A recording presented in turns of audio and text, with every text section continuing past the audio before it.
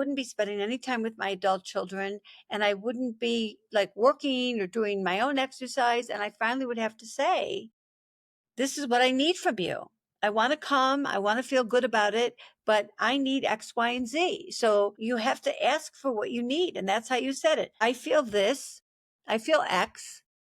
When you do Y, would you be willing to do Z? And usually when you ask for it like that, they'll be like, oh, yeah, no problem. But you can't be angry for not getting what you never asked for. So if you don't set healthy boundaries and ask for what you need, you're not going to get it. And you're just going to get resentful. And that resentment's going to build up and build up and build up. That's what you don't want to have happen.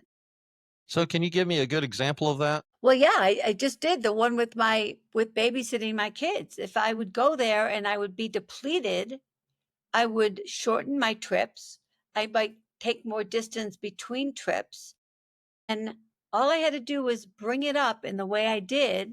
And now I go, I spend as much time as I want with the kids, but there's also, time that I'm not with them, or babysitters or a nanny or somebody else in the house. So it's not a 24/7 thing for me. And I stay longer, I'm happier, everybody's happier. Good. How do childhood fears shape parent adult child relationships today? Well, the fears that you have as a child, you bring into it's what we were talking about before with you haven't healed your own wounds. You could have parents that are really anxious and their children become anxious, or they're fearful of large groups, they're fearful of travel. All of those fears that you have, they get passed on to your children if you don't do something different.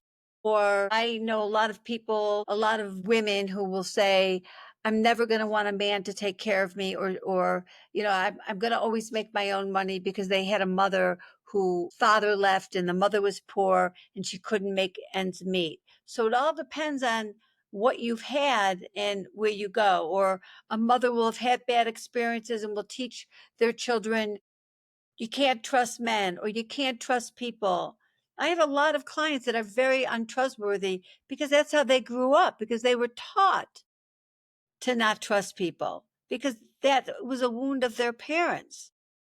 So that's what happens. It gets passed on from generation to generation. And if you don't do your own work, it's going to get passed on. You can't help it. They're seeing it in action. Anxious parents make anxious children.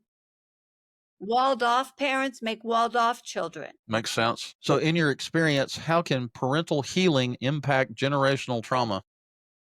My God, it's everything. It's everything. If you heal your wounds, you will be able to give your children the opportunity to be whoever they want to be. You're going to stop passing it on. Think about, it's not that many generations before us where we had slaves, or the Holocaust, or any of the kinds of issues that happened 2, 3 generations ago. Those wounds are still there, and they get passed on generationally, energetically. If you don't do your own work, you pass them on.